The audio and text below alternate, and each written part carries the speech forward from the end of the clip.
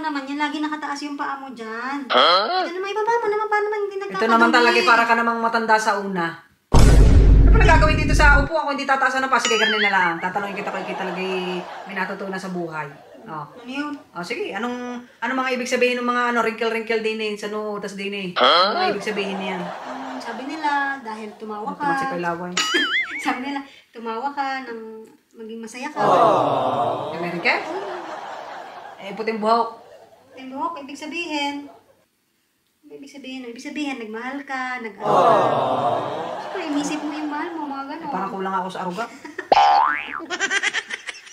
Eh, sabi ko, ikaw nag-aruga, hindi ikaw ang inaruga. Yung mga piso-piso dyan sa... Wala akong piso, ikaw maraming piso eh. Uy, sige, kunin mo, hanapin mo. Ayan, oo. Ito yung mga peklat-peklat mo. Mga peklat-peklat. Ibig sabihin daw niyan, kung paano ka nabuhay.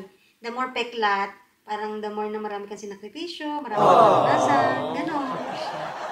Eh, ang wallet ko naman, ano ibig sabihin? Ano naman ibig sabihin na rin? Wallet na walang laman. Ano ibig sabihin?